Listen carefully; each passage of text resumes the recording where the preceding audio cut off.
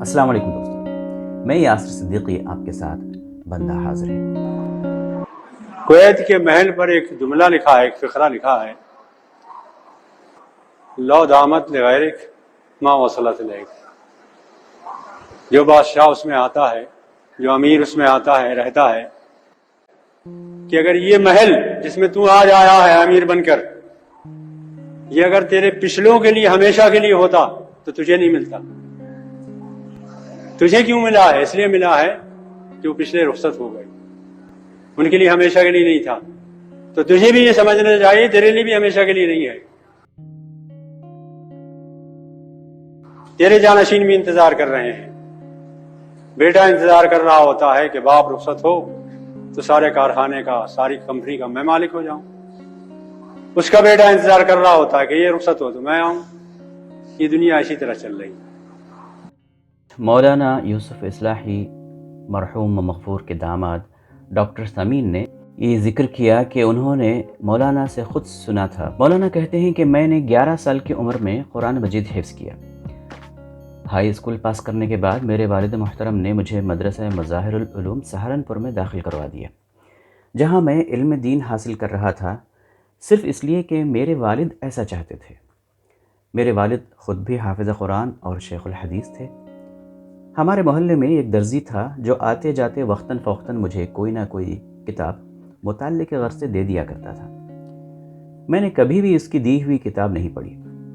کتاب گھر لا کر الماری میں رکھ دیا کرتا تھا، اور چند دن بعد جب درزی مجھ سے اس کتاب کے بارے میں پوچھتا تو میں اسے کتاب واپس کر دیتا، اور درزی مجھے دوسری کتاب پکڑا دیتا۔ یہ سلسلہ یوں ہی چلتا رہا۔ ایک دن نہ جانے میں کس موڈ میں تھا، میں نے درزی کی دی ہوئی ایک کتاب اٹھائی اور اس کا مطالعہ کر ڈالا۔ اس کتاب نے تو میرے خیالات میں ایک انقلاب برپا کر دیا اور میرے اندر کی دنیا تہ و بالا کر ڈالی۔ اس کتاب کا نام تھا تنقیحات، اور اس کے آتھر تھے مولانا سید ابوالاعلیٰ مودودی۔ اس کتاب کے مطالعے کے نتیجے میں مولانا یوسف اصلاحی رحمۃ اللہ علیہ کی زندگی جس راہ سے گزری، اس سے ہم سب بخوبی آگاہ ہیں، لیکن میں بس اس درزی کا خیال کر رہا ہوں جو سہارنپور کے ایک محلے میں اپنی پیشہ ور ذمہ داری کے ساتھ ساتھ دعوت دین کے کام میں بھی انتہائی جٹا ہوا تھا۔ آج اللہ کے یہاں اس کا کیا مقام و مرتبہ ہوگا؟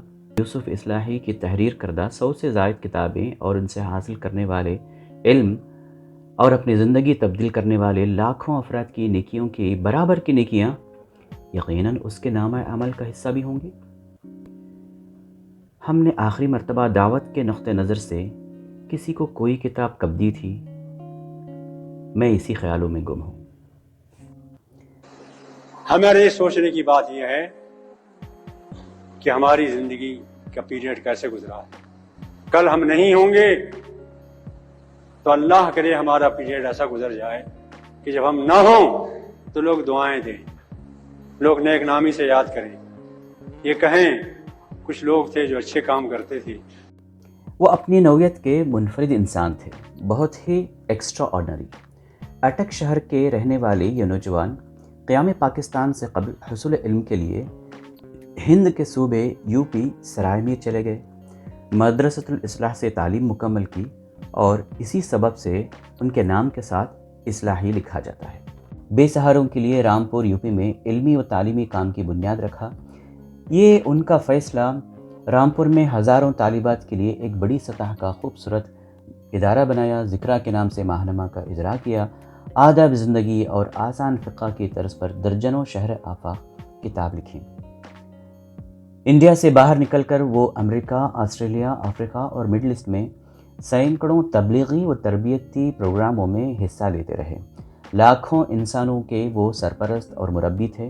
ان کے دل و دماغ کو اسلامی آداب میں ڈھالا۔ وہ خوبصورت تحریریں لکھنے کے ساتھ ساتھ ایک انتہائی طرز کے خطیب بھی تھے۔ یہ سارے کام کرتے ہوئے متانت، دیانت، وجاہت، سنجیدگی ان کے کوالٹیز میں شمار ہوتے ہیں۔ اللہ تعالیٰ سے دعا ہے کہ وہ ہمیں اپنا پیریڈ، اپنی میقات، اپنا وقفہ عمل اللہ کے رسول کی اطاعت میں گزارنے کی توفیق عطا فرمائے۔ ایک مجلس میں یوسف اصلاحی صاحب نے بتایا کہ وہ مڈل ایسٹ کے سفر پر تھے۔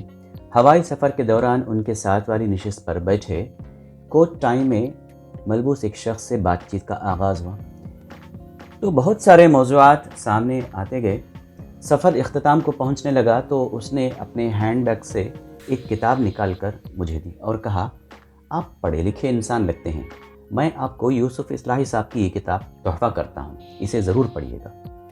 مجھے یقین ہے اسے پڑھ کر آپ کی دینی معلومات میں بھی اضافہ ہوگا اور آپ کے ادبی ذوق کو جلا بھی ملے گی۔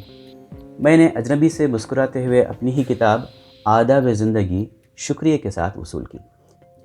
مولانا اپنے رب کے پاس پہنچ چکے ہیں، جس کو راضی کرنے اور راضی رکھنے میں انہوں نے مشقتیں بھی جھیلیں، صبر و عزم کا دامن تھامے رکھا، مسکراتے ہوئے اس کے دربار میں حاضر ہو گئے۔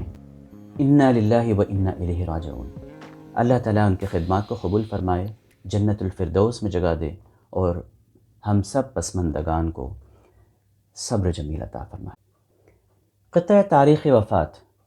کتاب آداب زندگی دی جہاں کو، ایک چیز قیمتی دی، حکیم یوسف تھے عبقری شخص کہ جس نے ظلمت کو روشنی دی۔ اس امید کے ساتھ کہ جہاں تک پہنچے مولانا محمد یوسف اصلاحی مرحوم کے مغفرت کا ذریعہ بنے۔ آپ کا کیا خیال ہے دوستو؟ کمنٹ باکس میں لکھیں، لائک کریں اور شیئر کریں۔ مجھے یاسر صدیقی کو اگلے ایپیسوڈ تک کے لیے اجازت دیجیے۔ اپنا خیال رکھیے۔ اللہ حافظ۔